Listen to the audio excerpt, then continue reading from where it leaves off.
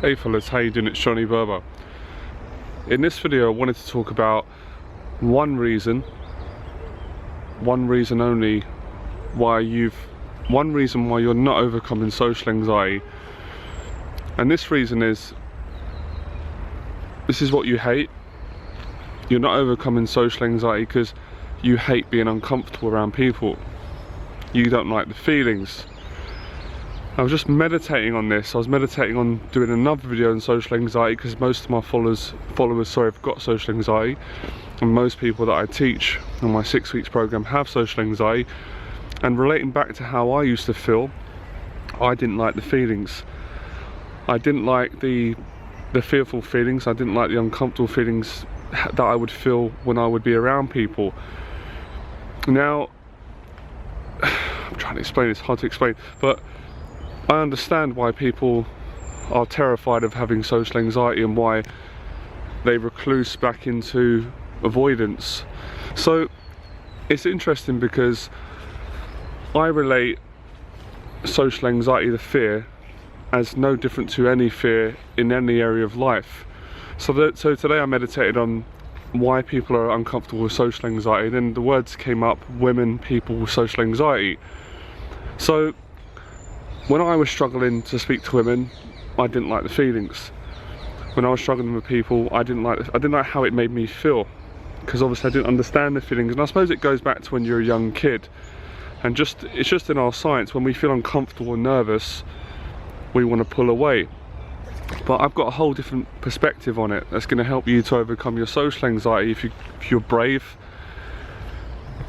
I mean, the only way to get comfortable is to get uncomfortable, but it's just a different perspective on things. And if you change your perspective of bodily feelings, you change the label. When you change the label, you change the language, you change the meaning. So sorry to use the word hate because it feels a bit of a strong word, but I learned to love the feelings that I used to hate.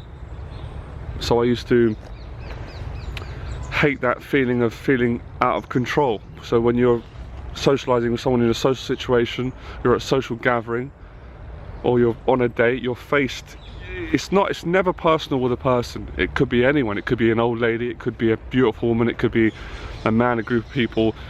The feelings are in you. So there is almost a rationalization that people are making me feel uncomfortable, but really you're making yourself feel uncomfortable and you're projecting onto people.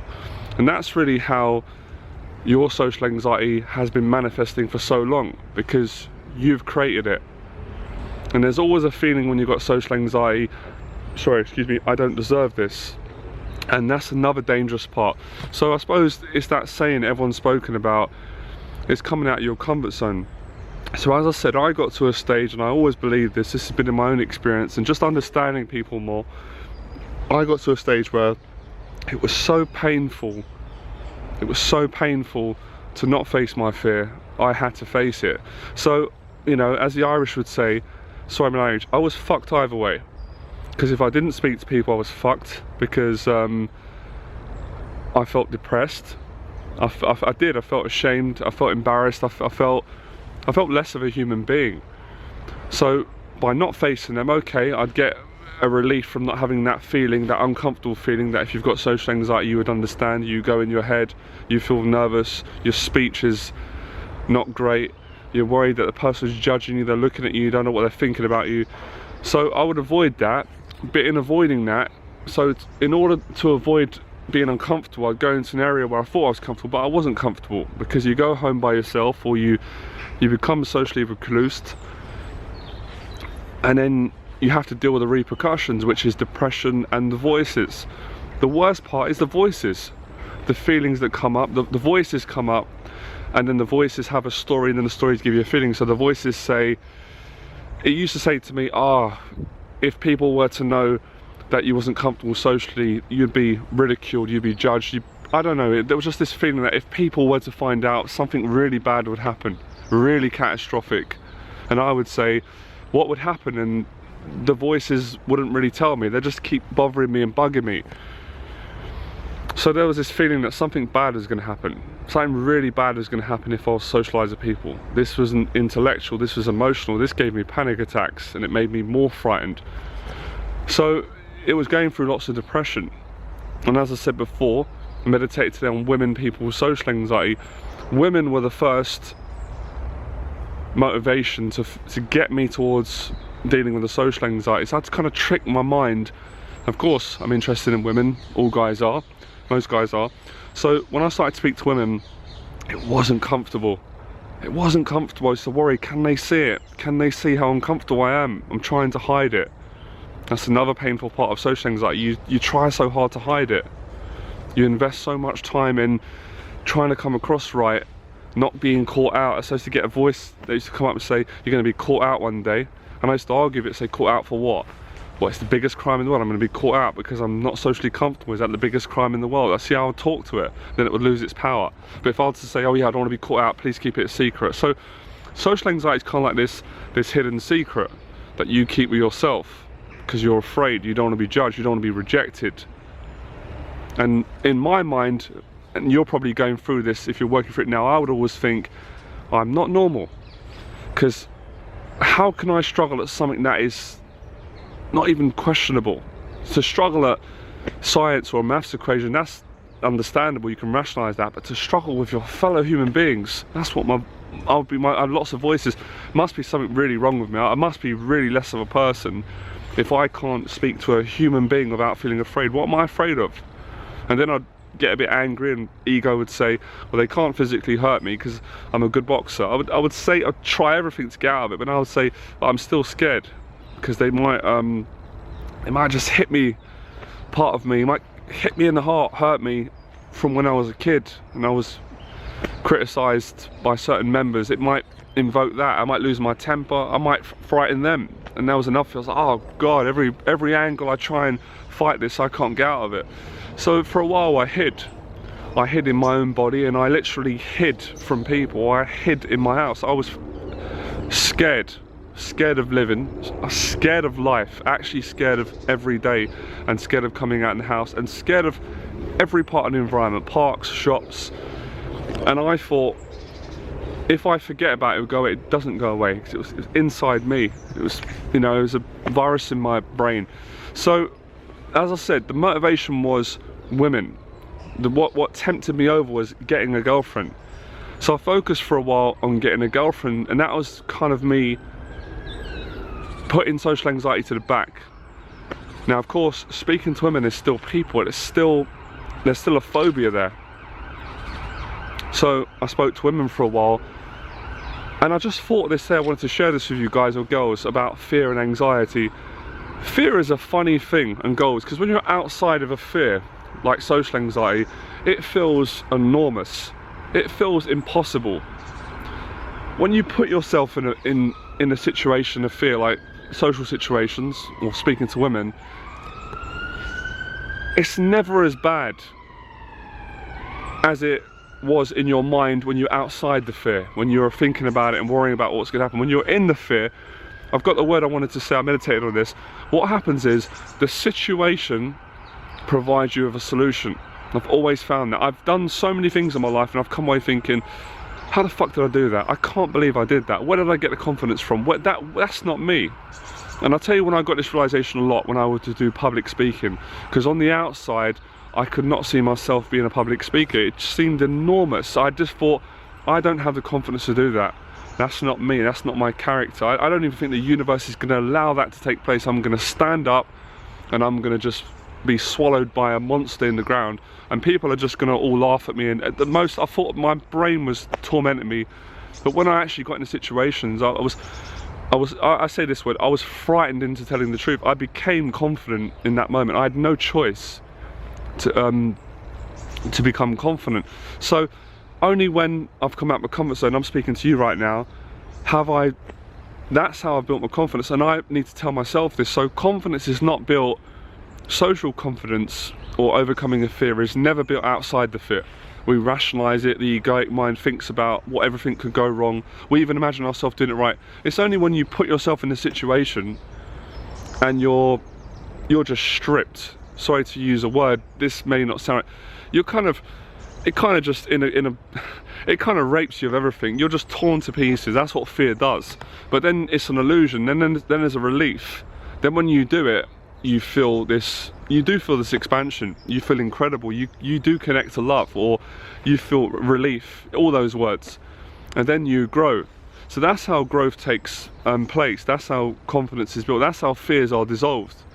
Then you go away with a completely different perspective. Sometimes it goes really wrong. You face a fear and you don't have the tools yet to deal with it. I've been there many times. That's very good as well. It never feels good in the moment. It feels awful. So there's been situations I can't think on the top of my head with being uncomfortable where I just couldn't deal with it. And I'll give you an example. I remember it was sparring for me. It was when I first started sparring in the boxing ring. I just couldn't deal with it. But I still put myself in a situation, and at least the situation gave me that. So even putting yourself in a situation that's uncomfortable, failing and not dealing with it, that is succeeding. I'm telling you. I'm not saying that to be smart to get around it, because it gives you something for the next time. There's muscle memory, there's emotional memory. And that's how I see overcoming social anxiety. It's no different to overcoming fear. Anxiety, when you get anxiety in the body and fear because you're going to speak to people, you're frightened. That's the same feeling you get when you go in the boxing ring. That's the same feeling you get when you want to start a new business and when you go into a relationship. It's bodily feelings. So you're really frightened of your own bodily feelings because you don't quite understand them. You haven't worked that muscle. So I started off as a person or a guy that hated anxiety. I hated that feeling, so I tried to avoid it, and in avoiding it, it came more. So I realised that fear is good, but we've been taught as kids, young girls, boys, that fear is bad. But it's not bad, it's good. Because why would we have fear? Why? We're all afraid. We all have fear. It protects us. It does something. And obviously we're not afraid all the time.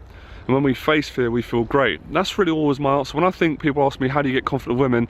You've got to face it. You've got to speak to them. And the more you do it, the more your perspective changes. Then you build momentum.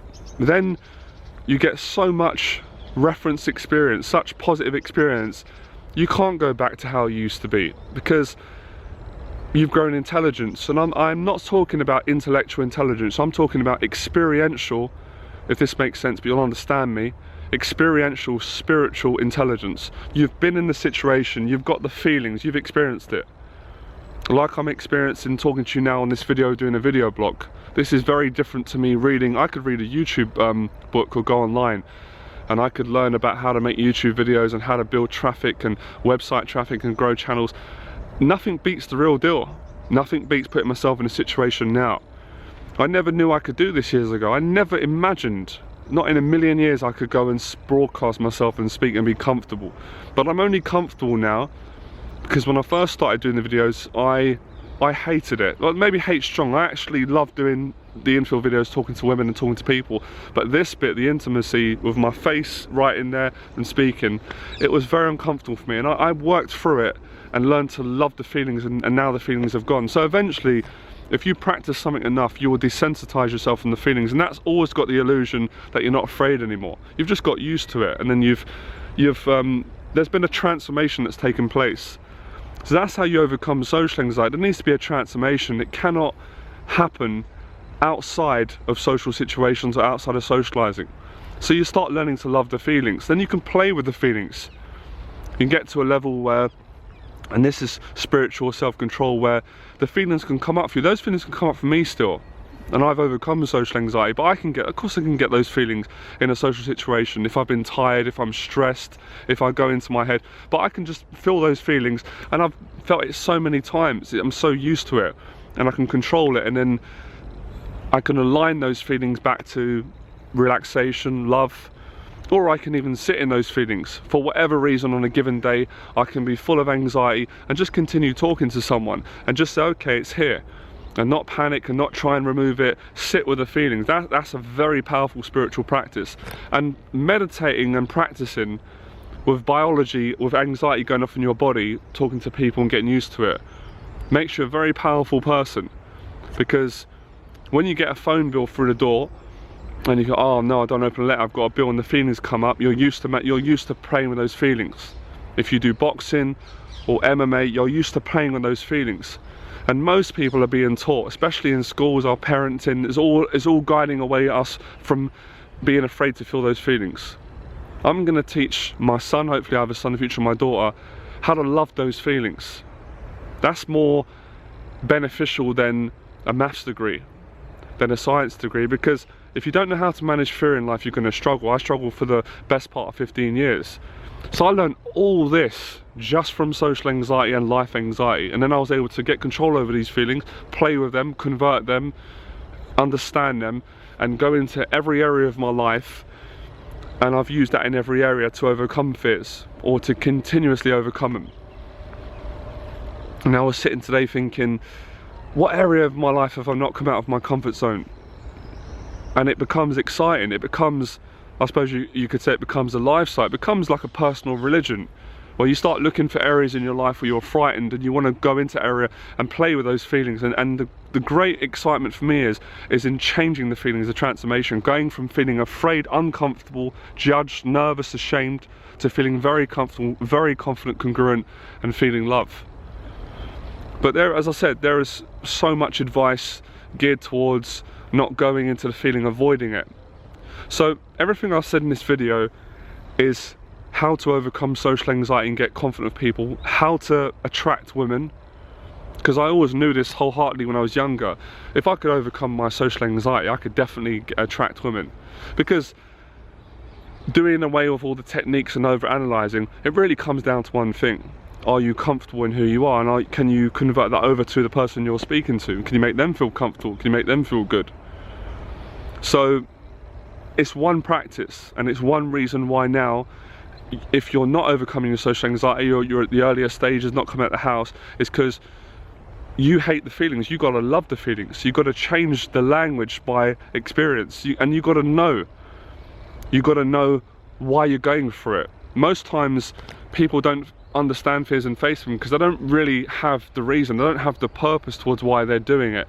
If you know why you're doing it and you understand it, you will put yourself through hell. And that's what Viktor Frankl said in his logotherapy. He said, if someone has a strong purpose, people in history have withstand near-death experiences, torture, and got through it. So you need a purpose. My purpose is very simple. I had to overcome this. I had to overcome this fear of people. I had to get confident. I had to, no choice, whatever it took. 10 years, 15 years, it doesn't matter to me, I had to do it. And I suppose beyond that is, unconsciously, I wanted to feel love. Of course I wanted to feel love. What other reason would I put myself through that? I wanted to feel love, I wanted to love other people, I wanted to connect, I wanted to reconnect. Because when you've got social anxiety, at many levels you've disconnected from society, you've disconnected from yourself, you've disconnected from friends, from family, from women, from life, from hobbies, everything, even the food you eat. So that's how I'm stressing how important it is to go into the uncomfortable feeling and to learn and to love it. Let it teach you.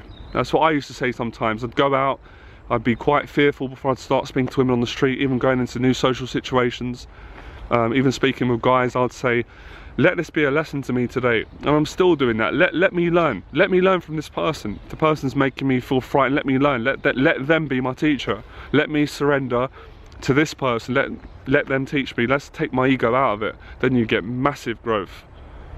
Then you'll be thankful. Then I guarantee you, the depression goes away, the suicidal thoughts, the judgmental thoughts to other people, the self-hate, the projected hate, the paranoia, the distrust, the low self-esteem, the embarrassment, the shame, that starts clearing up.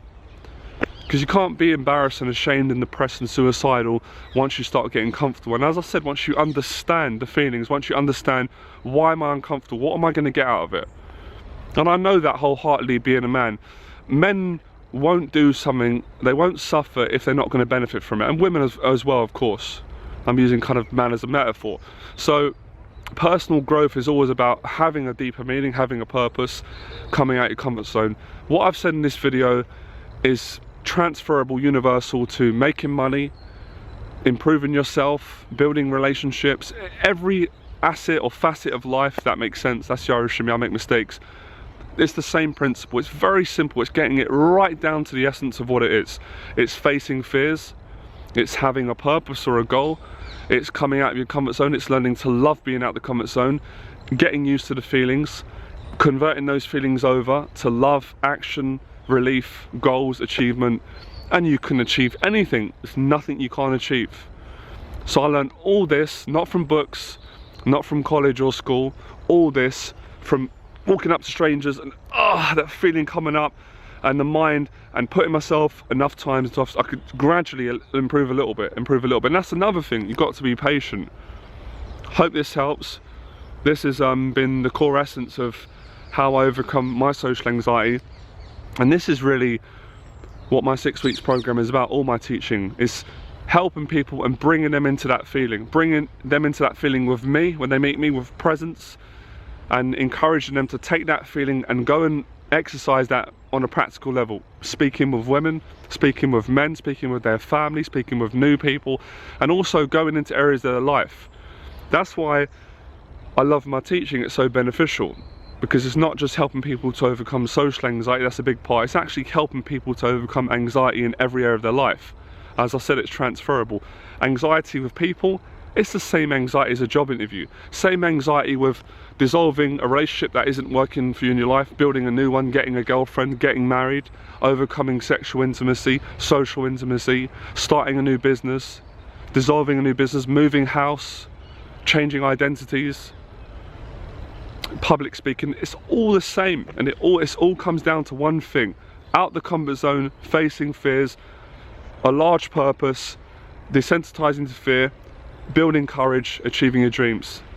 Like, subscribe, enjoy the process, and practice one thing.